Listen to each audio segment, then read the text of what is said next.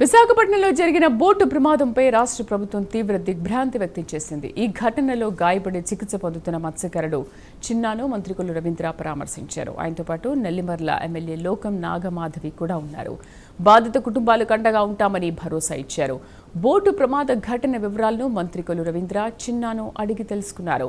ప్రభుత్వం తరఫున అన్ని విధాలుగా అండగా ఉంటామని, అవసరమైన సహాయం చేస్తామని హామీ ఇచ్చారు.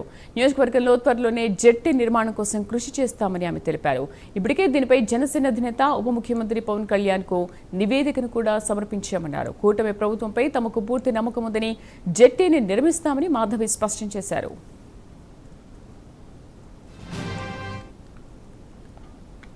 విశాఖపట్నం తీరంలో మరి బోటు తిరగబడినటువంటి సందర్భంలో 7 గల్లంతయ్యారని, 30వ తారీఖు ఇది ఫిషింగ్కి వెళ్తాం జరిగింది.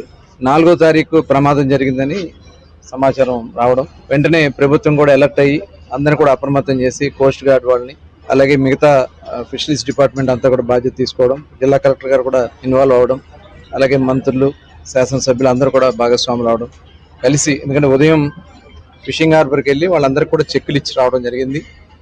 ఎందుకంటే గతంలో ఎప్పుడు ఎక్కడ ఈ భారతదేశంలో ఏ రాష్ట్రంలో కూడా ఇవ్వనంత ఎక్స్గ్రేషియా 10 లక్షల రూపాయలు ఇచ్చి, అటు ఫిషరీస్ డిపార్ట్మెంట్ నుంచి 5 లక్షలు, సీఎం రిలీఫ్ నుంచి 5 లక్షలు ఇచ్చి 10 లక్షల రూపాయలు ముందు వాళ్ళకి అందించడం కూడా జరిగింది.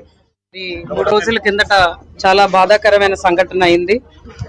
ఒక బోటు ఈ తుఫాను తాకిడికి గల్లంతయి అందులో ప్రయాణిస్తున్న 7 మత్స్యకారులు ఒకళ్ళే మనకి సర్వైవ్ అయ్యి దొరకడం జరిగింది.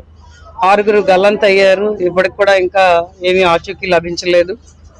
వీళ్ళందరూ ఒకళ్ళైతే భీమిలి ప్రాంతానికి చెందిన వాళ్ళైతే, మిగిలిన 6 కూడా మా నియోజకవర్గం నెల్లిమర్ల నియోజకవర్గం ముక్కాం గ్రామానికి చెందిన వాళ్ళు అవ్వడం ఇంకా ఆ బాధని ఇంకా పెంచుతున్నది.